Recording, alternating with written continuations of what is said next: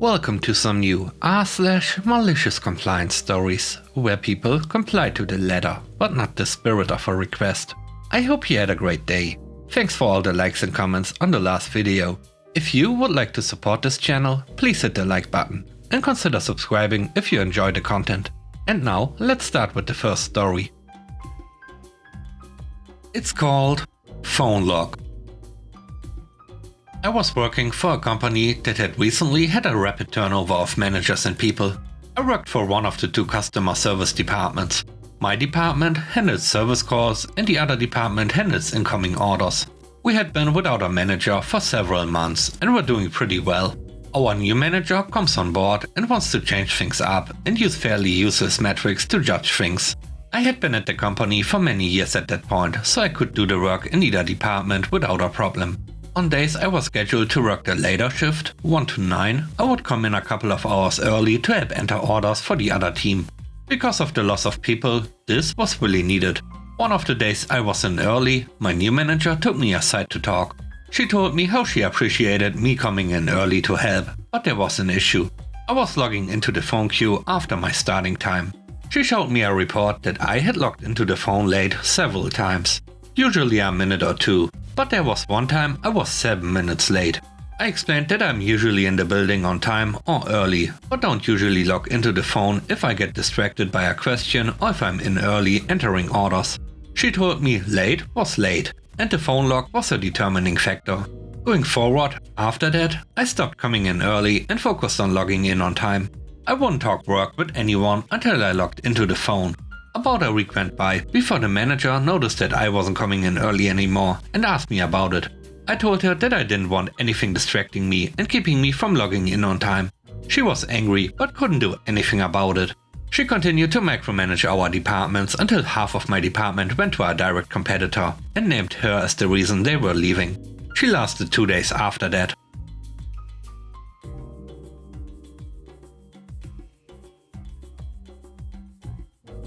The next story is called Policies Are Important. I worked for a university IT department as a student worker for a little over 4 years. We had a sister department, the Media Center, which loaned out laptops, projectors and other technology to professors as needed. In my 4th year of employment, I was on a first-name basis with nearly all the university employees, including the head of the Media Center. We'll call her Karen, because obviously. Karen was the queen of her kingdom and had quite a few obnoxious rules in place, but most importantly was an ironclad employee ID policy for checking out laptops. Under normal circumstances, I completely agree with this policy. However, this wasn't a normal circumstance. We got a call from her at 4:40 on a Friday. We closed at 5. That a laptop she was trying to loan out to a very important professor wasn't able to log into the network, and she requested we come to look at it. Sure thing. I make the 10-minute walk across campus from our office to the media center with my toolkit. When I get there, I see the professor and Karen and ask to see the laptop. She says, "Wait, you need your name badge." "Where is it?" "Lashed to my name badge, clipped to my jacket, hanging on a coat rack in the office." "Ah, it's on my jacket, Karen. I forgot to grab it rushing over here." I chuckled a bit. "Deadpan," she says. "You can't work on this until you go get your badge." "Karen, I thought this was an emergency. Do you need me to fix this right now?" "Yes, of course," Karen explained. "But we still need to always follow policy." Fair enough. Policy is incredibly important. I go get my name badge. I left the office and trekked 10 minutes back to my office. Then I picked up the phone and called her. "Hey Karen, just letting you know that because it's 5:20 and policy states student workers can't work after hours, I'll have to come back Monday. Have a great weekend." She fumed at me for a few minutes until I essentially hung up on her. What happened on Monday? My boss did not like Karen at all. He was an amazing guy in general. He'd been with the university for about 30 years and had 8 weeks PTO. So he would take months off and ride around the country with his equally amazing wife. This was in 2005, and he set the standard for what I would consider a good boss. He came in on Monday morning to a bunch of voicemails from her about it. He yells over to me, "Did you leave Karen hanging on Friday?" "Yeah, forgot my name badge." "Yeah, you are pretty forgetful sometimes." He shrugged, and that was that. Karen had to loan her individual work laptop to the professor for the week. Karen was not in the office when I went to work on it Monday morning.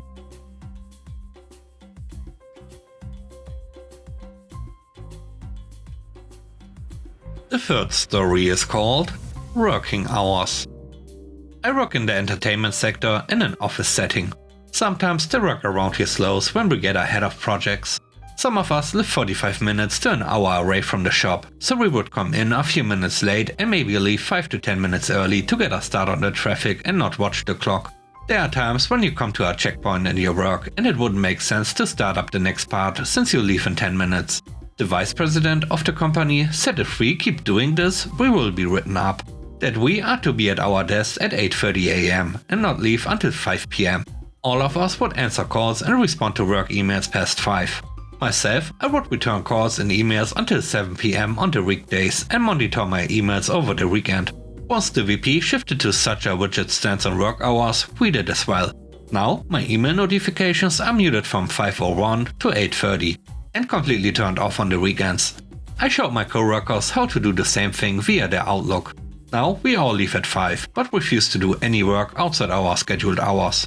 The VP is famous for sending emails and texts after work hours and has become frustrated that he doesn't hear back until the next day, or maybe even the following Monday. Absolutely burns him up. He said we should be monitoring our emails after work in case of an emergency. I simply said what he said. My work hours are from 8:30 AM to 5 PM. Nothing more, nothing less. So over 15 minutes of work present, he has lost all outside work hour support.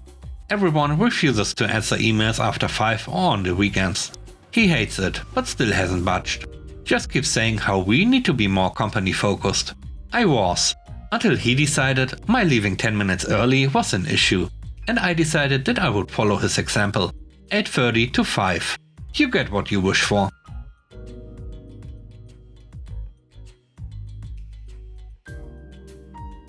The last story is called Revenge on the Boss. I worked for 5 years as a federal contractor and eventually rose through the ranks, through blood, sweat and tears, to a low-level supervisor. I managed a team of 13 people working on 2 federal contracts. Both contracts were new and I was supposed to make them successful so the contracts would be renewed. This started right before 2020. Even before it hit the fan, my second contract was going badly. The agency flooded us with work, and my boss repeatedly refused to ask them to slow it down. This was literally his only job. As a result, late work began piling up and costing the company lots of money. We did our best to keep up, which in reality meant a ton of unpaid overtime for me. Then 2020 hit, and things only got worse. My staff asked almost daily if there would be layoffs, and my boss's response to them was, "We don't know." To me, the answer was that my job was secure, but the others weren't.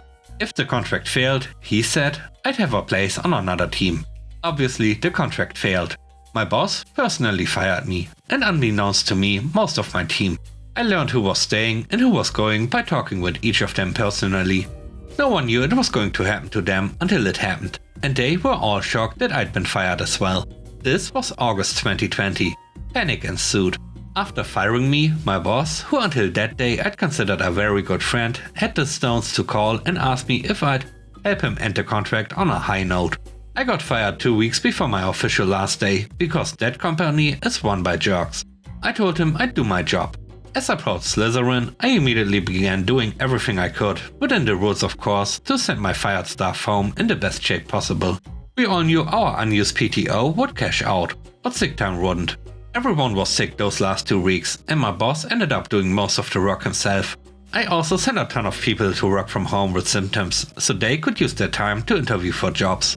I was immediately hired by another federal contractor, and I brought my best former employee along with me.